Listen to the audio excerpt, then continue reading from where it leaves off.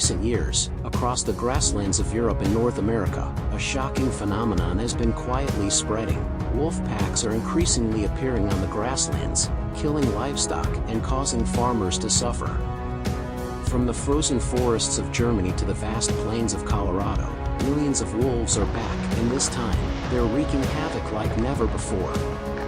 So what's driving the wolf surge?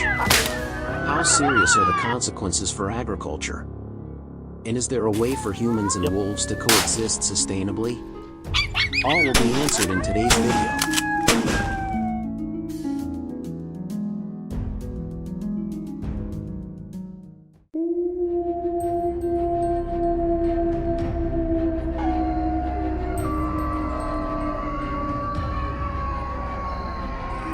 After years of being hunted to local extinction, coyotes have been reintroduced into the wild thanks to conservation programs in the US and Europe.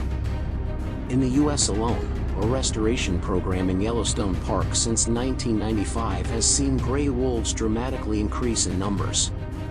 By 2024, the United States is estimated to have more than 6,000 wolves in the wild. New packs have emerged in Colorado, California, Oregon, and are even crossing the border into New Mexico and Arizona. Europe has also seen a strong recovery, with wolf numbers increasing by nearly 30% in just a decade, with wolves now present in 27 of the 27 EU countries. In Germany, the population has increased from a few hundred to more than 2,000 in just 10 years. So what is the main reason? Obviously, it is due to hunting bans, or a decline in natural predators, and the abandonment of rural habitats due to people leaving, giving wolves the opportunity to thrive.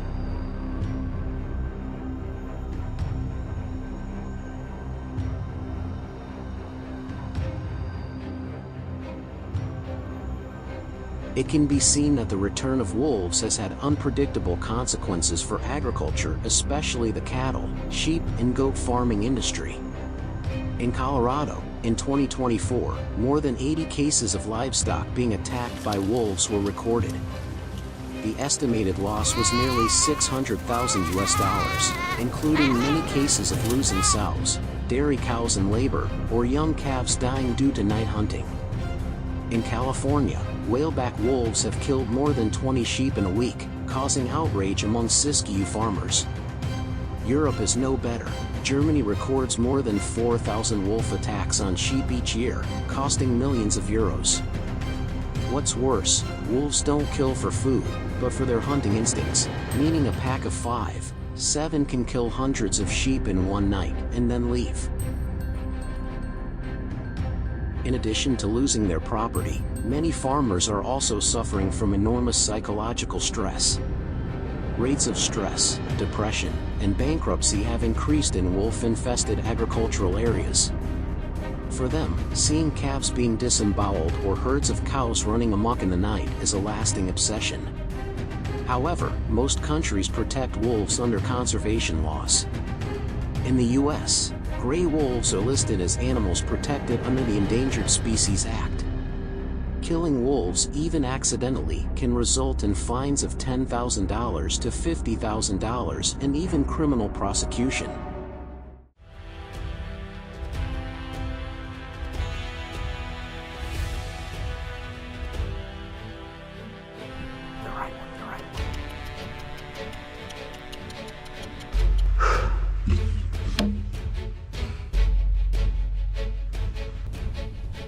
Faced with the ineffectiveness of soft measures, many farming communities have decided to fight back in the same way their ancestors did, hunting. In Texas, home to one of the highest coyote populations in the United States, wolf hunting competitions take place annually, with prizes of up to thousands of dollars. People use rifles, air guns, even crossbows, combined with night sights, fake bait, electronic sounds, to trap and kill wolves. Some farms even hire professional hunters or form their own armed protection teams, patrolling at night, stalking, and setting traps to reduce the growing wolf population.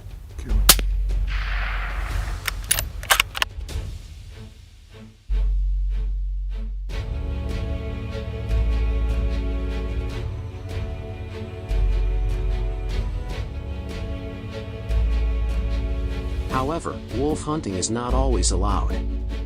Some areas have found a more reasonable, smarter solution that both protects livestock and avoids legal conflicts.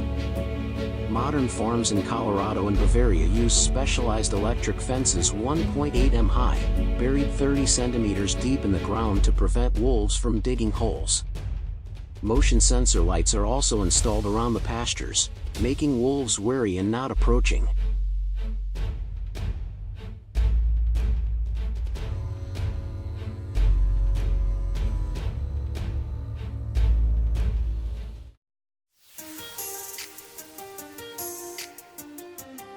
Dogs such as Kangal, Maremma, Pyrenees are trained to live with sheep. They act as full-time bodyguards. A flock of 100 sheep with 2 to 3 guard dogs is enough to keep wolves away. It can be seen that, between the boundary of conservation and protection, we need to find a balance, otherwise, the consequences will be very unpredictable.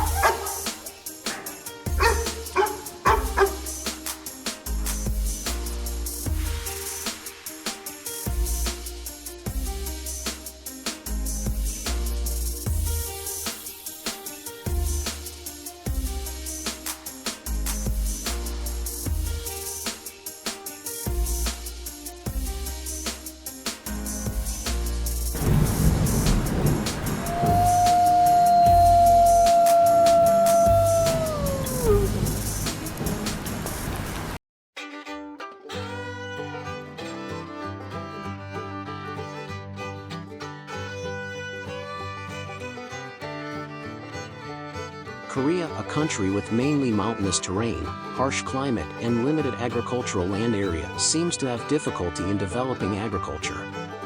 However, it is these unfavorable natural conditions that are the driving force for this country to grow strongly by applying high technology to agricultural production.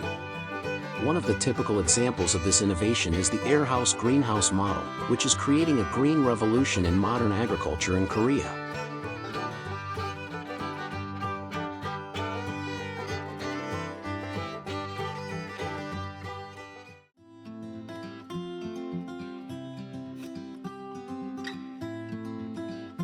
Unlike traditional greenhouses that are simply places to shelter from the rain and sun, Airhouse is a combination of the most modern technologies, helping plants grow optimally in absolutely controlled environmental conditions.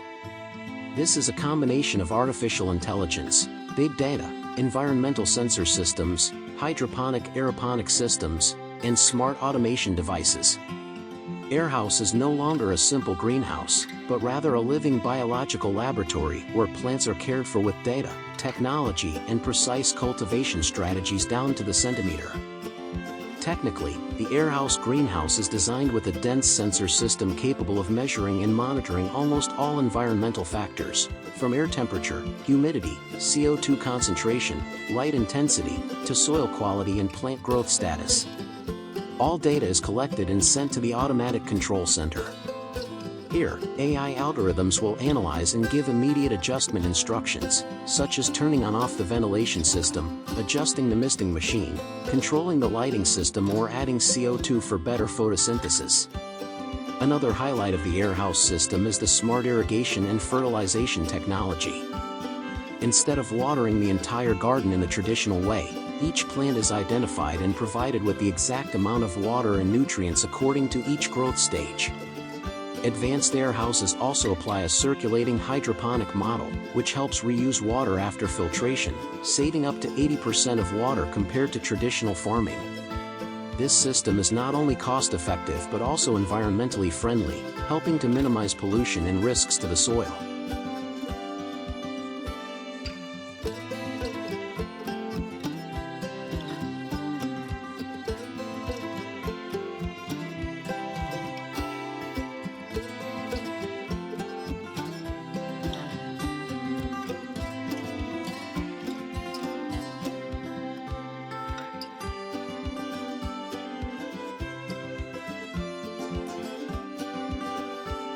In particular, some Airhouse greenhouses are equipped with artificial lighting systems using specialized LED lights that can simulate sunlight according to the appropriate spectrum for each type of plant. Thanks to that, plants such as strawberries, tomatoes, and lettuce can flexibly adjust their flowering and fruiting times, shortening the growth cycle and significantly increasing productivity. Plants can sleep, wake up according to the biological rhythm set by humans, no longer completely dependent on nature. The effectiveness of the Airhouse model is clearly demonstrated through specific numbers. According to the Korea Agricultural Research Institute, the yield of tomatoes grown in Airhouse greenhouses can reach 40-50 kilograms m superscript 2 year, nearly 5 times higher than outdoor cultivation. Water usage is reduced by 70-80%, and the rate of damaged plants is only less than 5%, while the traditional model records a plant death rate of up to 25-30%. In addition, because of the closed environmental conditions, pest invasion is almost non-existent, leading to almost no need for pesticides or chemicals. Not only bringing economic efficiency, the Airhouse model also opens up a new future for farming. Farmers are no longer just doing heavy manual labor but have become technology operators, knowing how to read charts, analyze data, adjust processes, and even use AI software to forecast productivity. A 4.0 farmer in Gangwon-do shared that he only needs 2 people to operate a 1,000 square meters greenhouse, something that previously required dozens of people to manage. From a social and sustainable perspective, Airhouse offers many valuable solutions. In the context of a rapidly growing global population and increasingly severe climate change, creating weather-independent farming models that can be built anywhere from deserts, mountains to rooftops of buildings is the key to ensuring food security in the future. Seoul and major cities such as Incheon and Busan have now begun testing the urban smart farm model Airhouse farms in the heart of the city, providing clean vegetables for residents while improving air quality and landscape.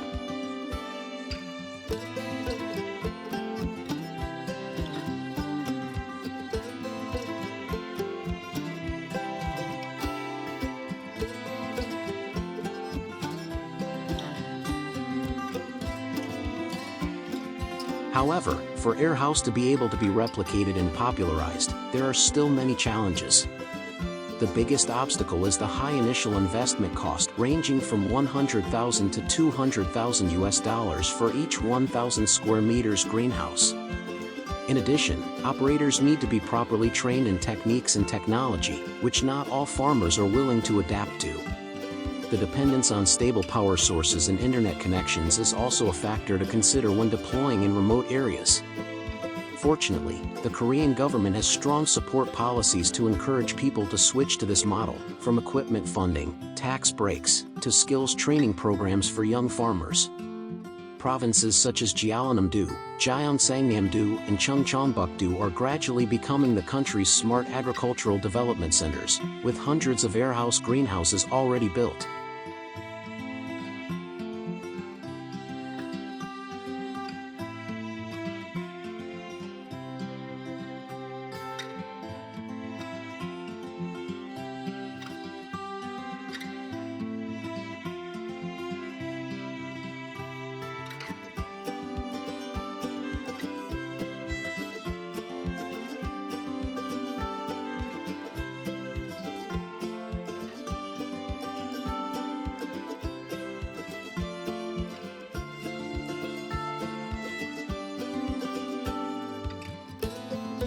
With this model, Korea is not only self-sufficient in food, but also aims to export agricultural knowledge, becoming a model for countries with difficult geographical conditions such as Vietnam, Thailand, Indonesia, or even Middle Eastern countries. In the future, when technology becomes cheaper and more popular, we can completely hope that each city will have its own Airhouse, where people can grow crops, study and enjoy a more sustainable life.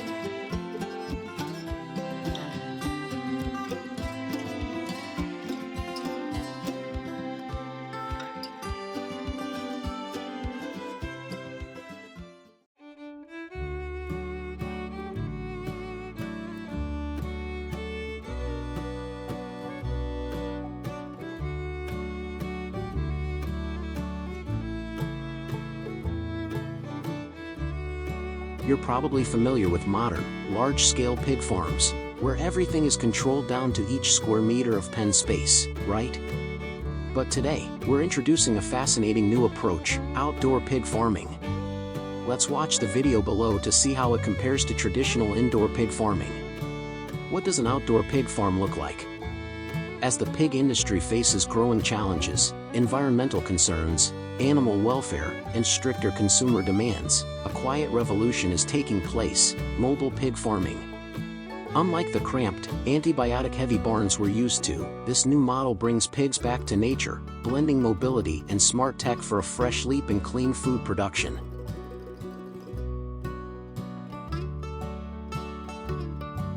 For decades, industrial pig farming has dominated the global food scene. Thousands of pigs are raised in enclosed barns with strict controls on temperature, feed, and antibiotics to prevent disease and boost growth. But this model has major drawbacks. First, the environmental toll, especially methane emissions, contributes significantly to climate change. Then there's animal welfare. Pigs confined for life suffer from stress, limited movement, and higher disease risk. Lastly, consumer habits are shifting. Modern buyers, especially in big cities, now demand clean, antibiotic-free food with clear traceability and ethical standards.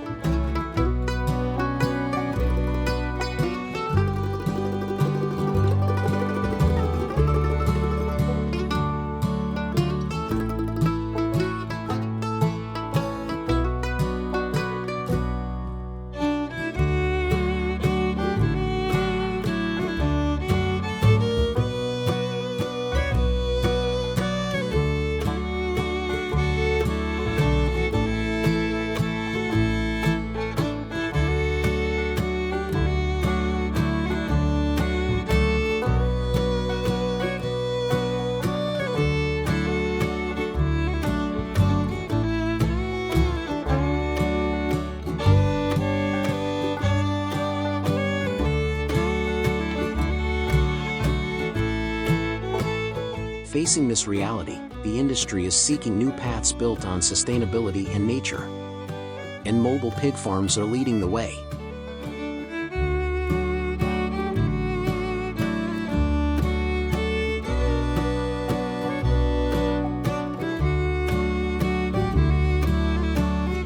One standout example is Folly Farms, a well-known outdoor pig farm in the UK. Instead of housing pigs indoors, they use mobile homes, small, movable pens. Each pig gets its own room on fields spanning dozens of hectares. This model blends outdoor farming with mobile infrastructure.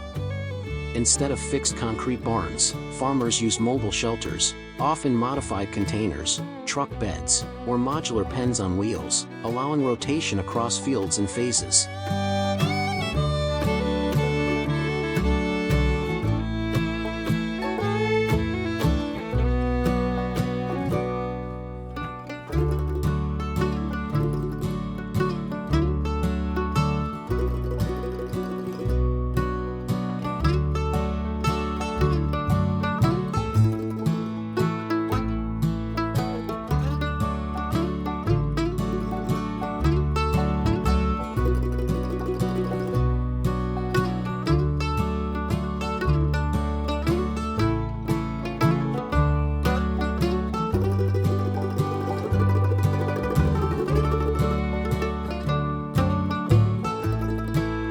First, they set up strong fencing to ensure safety while raising hundreds of pigs outdoors.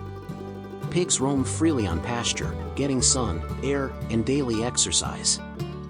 They root around, forage for worms, insects, grass, and roots, natural behaviors suppressed in confined systems. Pig waste spreads across the field, naturally enriching the soil and reducing pollution. This model not only supports the environment and animal welfare, it also produces clean, flavorful, antibiotic-free pork, which high-end markets crave.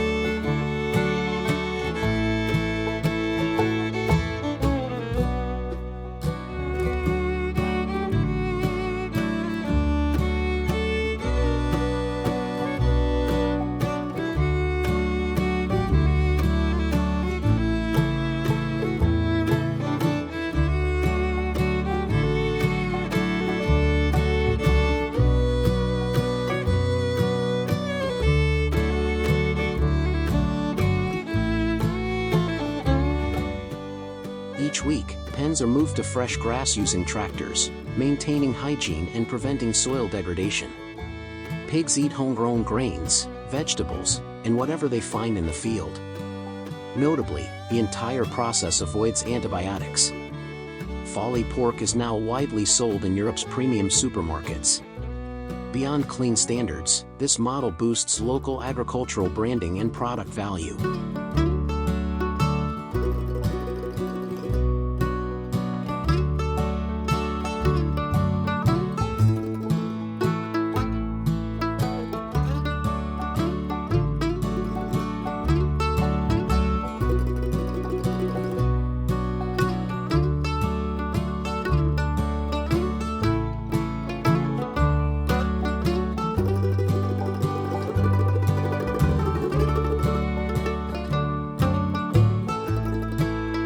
So, what are the real benefits of this unique system?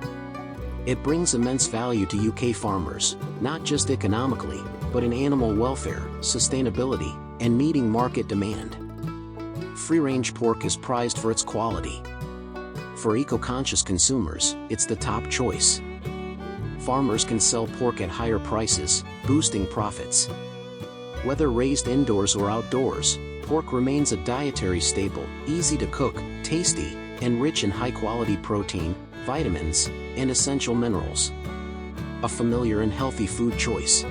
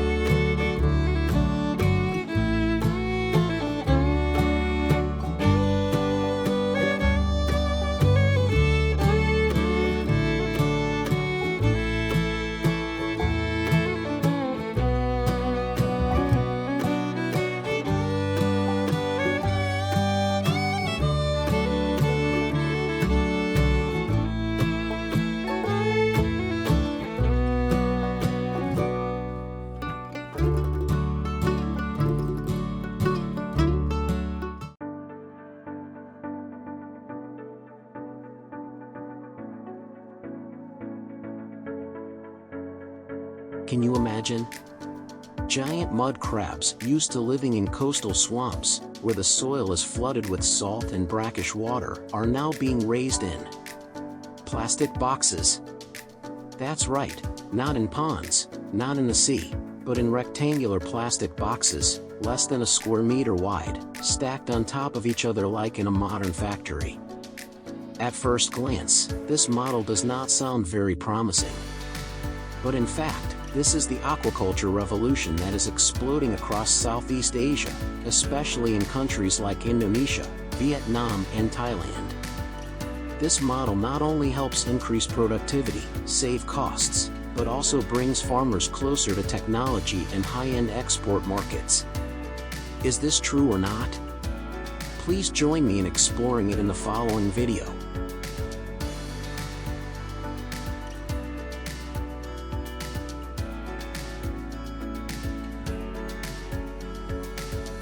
Mud crabs are one of the most valuable seafood species in Asia today. They can weigh up to 1.5–2 kilograms each, have thick meat and lots of roe, very popular in high-end restaurants in China, Korea, and Japan. Each kilogram of mud crab costs from $15–30 USD, while special crabs can reach $35–40 USD kg in the export market. An adult crab can be sold for $25–60 US each depending on size and male-female.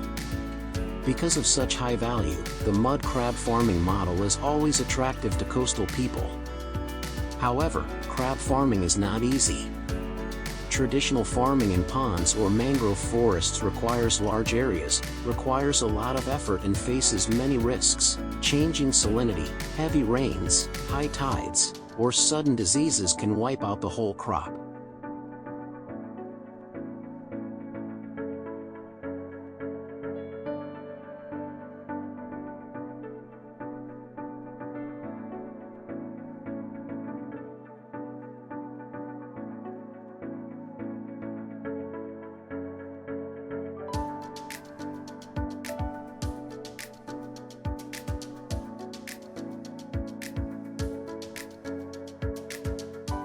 Since around 2018, some farmers in Southeast Asia have invented a completely new way of farming crabs, raising mud crabs in separate plastic boxes.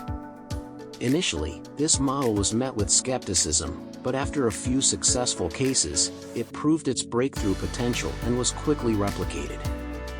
Interestingly, mud crabs do not need to swim much. They are solitary creatures, often digging holes and lying still in moist mud. Therefore, when placed in separate boxes, with water, mud, and ventilated lids, they still grow well, even reducing the mortality rate due to fighting or territorial disputes. Each box is about 40 by 60 by 30 centimeters in size, containing a thin layer of mud and about 5–10 centimeters of salt water, with a salinity maintained at 15–25 parts per thousand. Each box only holds one crab, and the boxes are arranged in rows or stacked on shelves in greenhouses or workshops. A small model with an area of about 500 square meters can contain up to 3,000 boxes, equivalent to the productivity of 5–7 hectares of traditional ponds.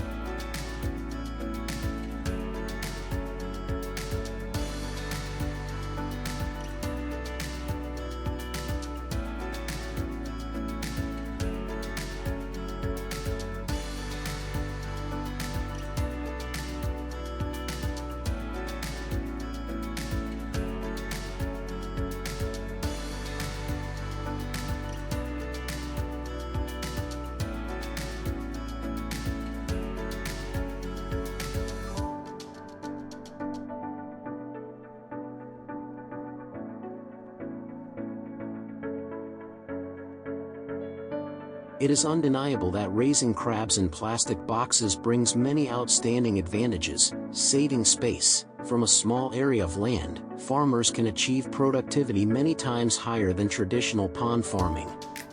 Strict control. Each crab is monitored separately, easy to detect diseases, easy to intervene, easy to monitor the molting process. Reducing loss rate. No more crabs fighting and eating each other. This is the biggest reason why the mortality rate in traditional ponds is as high as 30–40%. Flexible year-round harvesting, not dependent on the season or harsh natural conditions.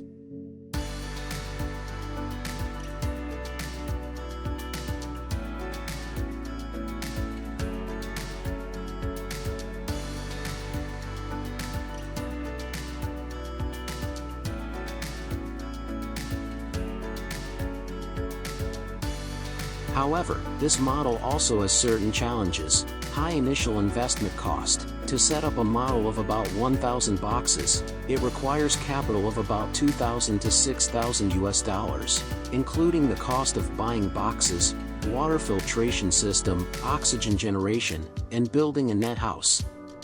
High technical requirements. Farmers must be knowledgeable about salinity, temperature, water pH, nutrition, because even small deviations can cause crabs to grow slowly or die en masse. Time-consuming care. Without an automated system, water changes, feeding, molting monitoring must be done manually.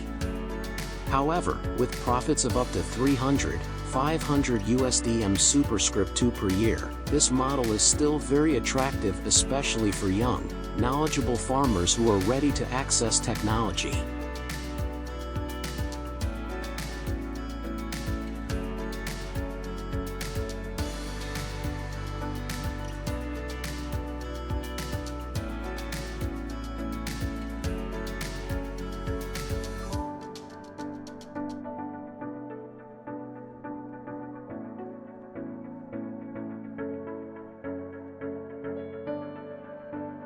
Today, the model of raising mud crabs in plastic boxes is being encouraged to expand in many localities. Not only in Vietnam, but also in countries such as Indonesia, the Philippines, Thailand, and India. They are racing to replicate this high-tech model.